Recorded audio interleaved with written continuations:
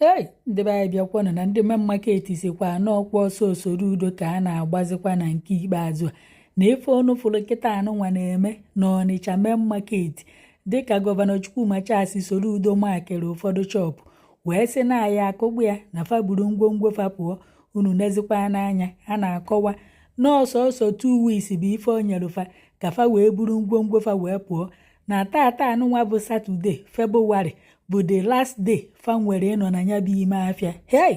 ebe niile wee na-agba kala ọkwa ya ma ndị na-akụkapụ dọọ chọpụ fa ma ndị na-akpakalụ windo ma ndị na-elu uzu gbamgbam akụrụ n'elu ma ndị na-ekechisi ngwa afịa efe enye ha unu n'anya n'ime afịa ya unu ya afụ na ebe niile na-agbanya onye agbalịsi ibe onye agbalịsi ibe ma moto ebutechara fa ji wee na-eburu ngwa afịa fa na fa na-akọwa na nya bụ ife adịghị ọlụfa izi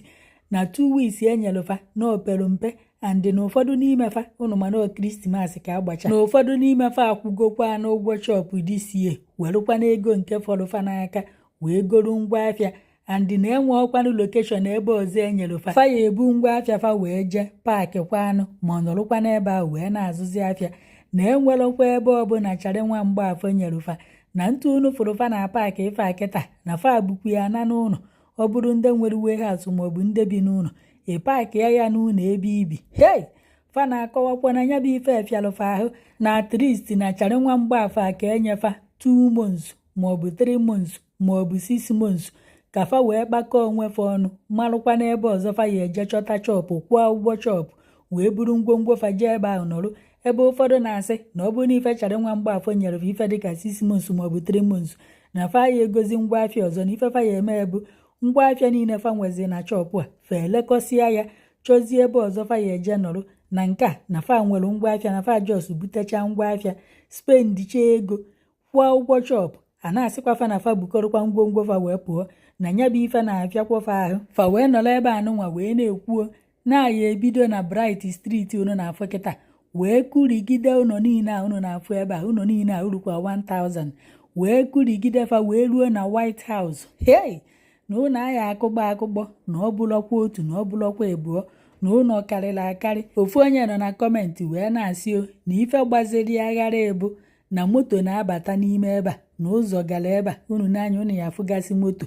na ọ bụrụ na chara nwa mgbaafọ ma ọ lụọ alụfụ ụzọ telufa kolota waa ya gota mmiri zoo oti na gota na-aga dam nke anụnwa eteghị ete mmiri zoo potopoto eju ebe niile na ọ bụrụ na ọma ọ hapụ ịkụgbọ ya akụgbọ lụọ alụfụ ụzọ dam na-akụrisiri ife anụnwa na nya bụchara nwa mgbaafọ nwere ike ọkụkpọsịcha ife niile a ọchịcha pụọ ndị anụnwa ebidokwa lụbakwa ife fa na-alụ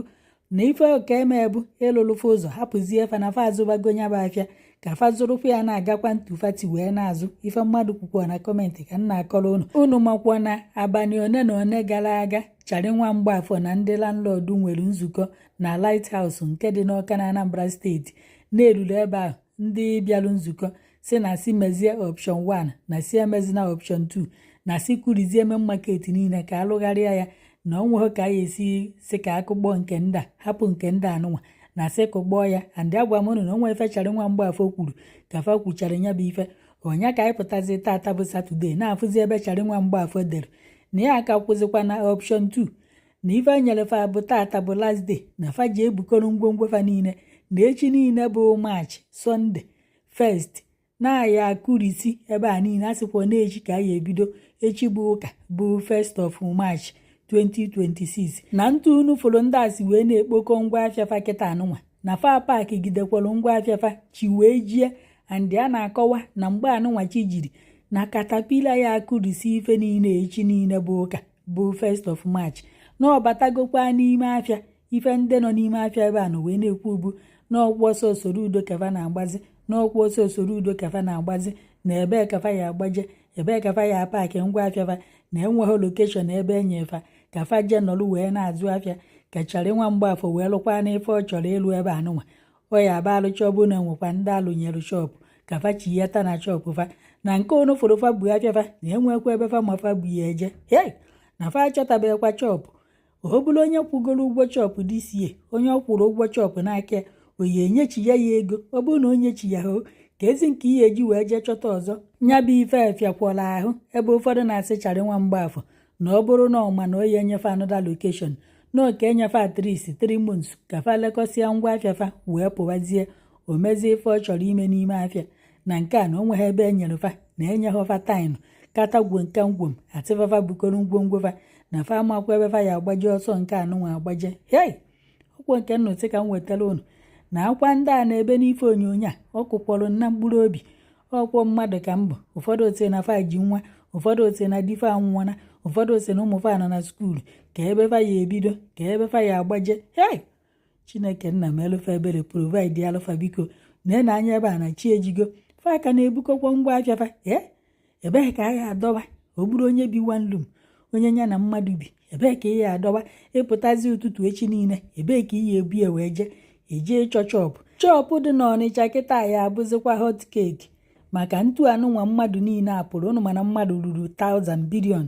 ebee ka va ya eje chọta chọpụ biko nụchara nwa Mgbafọ ọbụkwa na ịma inyefe at least 3 months ka fa lekọọ ngwa afịa fa maọbụ inyefe another location ka fa buru ngwa afịa fa jee ebe a nọrụ weluzie nwayọ wee chọta ebe ọzọ fa ya anọzikwanụ mana okwugonu ọmụ ya tinye ekwu na ike gwụkwọrọ fakatie